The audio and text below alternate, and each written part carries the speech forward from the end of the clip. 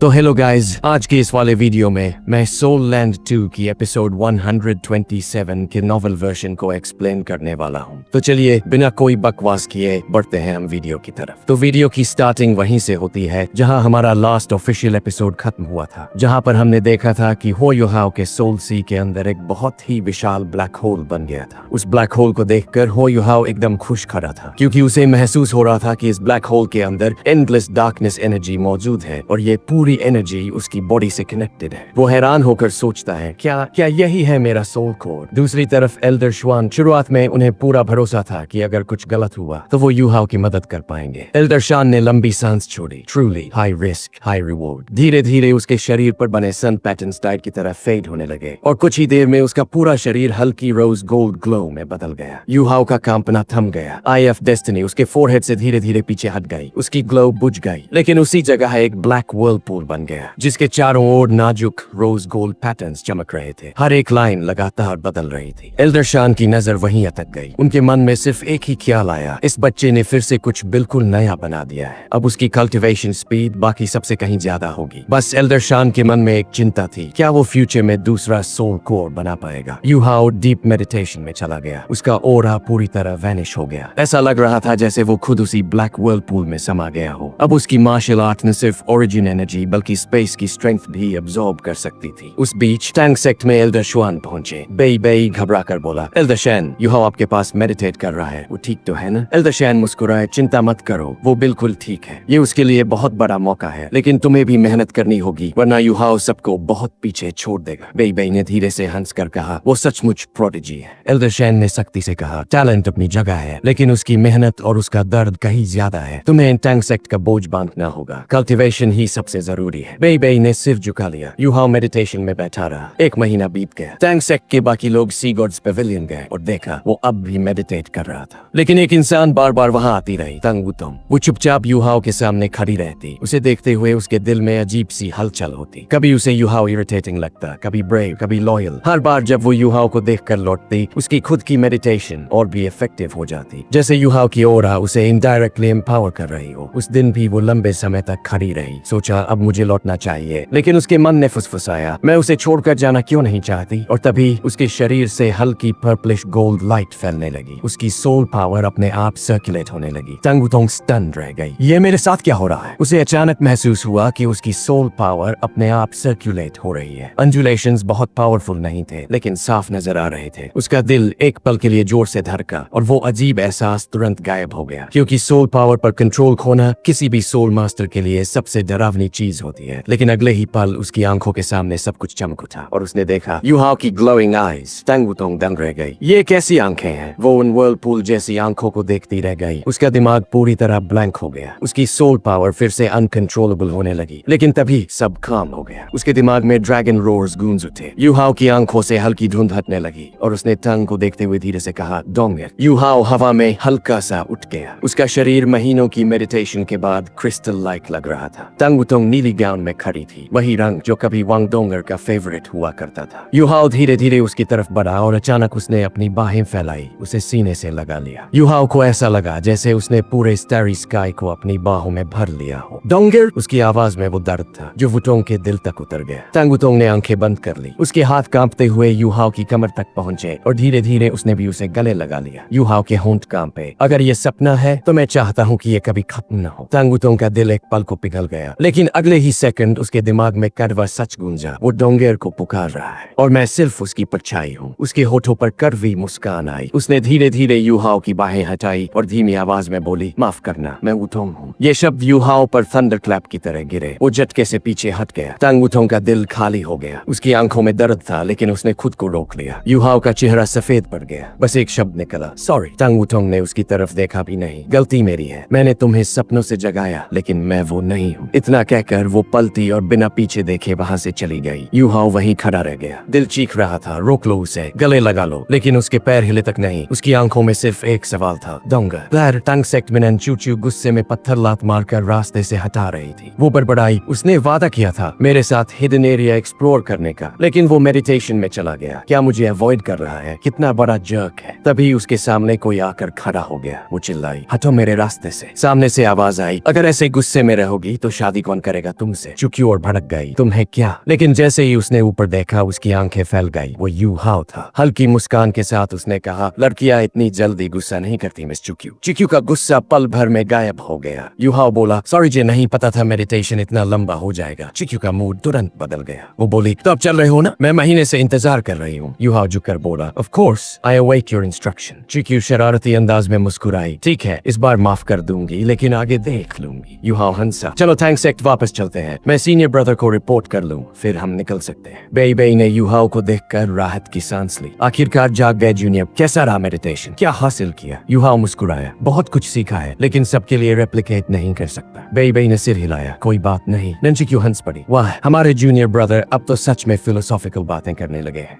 बेई भी मुस्कुराया, चुक्यू यू हाओ को अपने सेक्ट ले जाओ, हम बहुत डिले कर चुके हैं, लीडर को मेरी तरफ से माफी कहना। नैन क्यू ने हंसते हुए कहा, कोई दिक्कत नहीं है, मैंने माँ को पहले ही बता दिया है, उनका कहना था कि कल्टीवेशन सबसे इम्पोर्टेंट। माँ आधा महीना पहले ही लौट गई थी और ड्रैगन सिटी को सन मून एम्पायर ने कंकर कर लिया है। ये सुनकर यू हाओ चौंक गया। Dragon city sun moon empire के हाथ लग गया था। उसने तुरंत बेबे की तरफ देखा और पूछा, एल्डेस्ट सीनियर ब्रदर, वॉर की सिचुएशन कैसी है? बेबे हल्की सी मुस्कान के साथ बोला, चिंता मत करो लिटिल जूनियर ब्रदर, हालात अभी स्टेबल है। यू हाओ ने राहत की सांस ली, लेकिन बेबे ने आगे कहा, यू हाओ तुम्हारी जर्नी के दौरान सन मून एम्पायर की मेन फोर्स मिलने की संभावना कम है, लेकिन सावधान रहना, तुम्हें अर्थ ड्रैगन सेक्ट की लीडर को सेफली श्रेक सिटी लाना है, साथ ही उनकी मिस्टीरियस एरियाज को एक्सप्लोर करना है। और क्यू तुम यू हाओ के साथ ज्यादा प्लेफुल मत होना, वरना वापस आकर मैं तुम्हें कन्फाइन कर दूंगा। नैन क्यू ने मजाक में जीभ निकाली और बोली, ठीक है एल्डर सीनियर ब्रदर, आप देख नहीं रहे कि मैं कितनी ओबीडियंट और लवेबल हूँ। बेबे हंस पड़ा और बोला, तुम और ओबीडियंट, चलो अब पैकिंग करो और निकलो। क्यू एक्साइटमेंट में तुरंत भाग गई क्योंकि वो काफी समय से इस मोमेंट का इंतजार कर रही थी। लेकिन यू हाओ वही खड़ा रहा क्योंकि उसे पता था कि एल्डेस्ट सीनियर ब्रदर उससे अकेले कुछ कहना चाहते हैं। बेबे ने गंभीर नजरों से कहा, यू हाओ अगर मौका मिले तो हेवली सोल एम्पायर में ब्लू सिल्वर एम्पर को डूबना। असल में बीस्ट किंग से बस इतना पता चला था कि शायद वहाँ किसी सोल बीस्ट ने ब्लू सिल्वर एम्पर को देखा है। यू हाओ ने सिर हिलाकर कहा, जरूर, लेकिन कोई सॉलिड लीड है आपके पास? बेबे ने सिर हिलाया, नहीं, बस सुना है। और हाँ, अगर वक्त मिले तो सेटिंग सन फॉरेस्ट जाना, मैंने वहाँ बिग फर और लिटिल फर को छोड़ा था, काफी समय हो गया।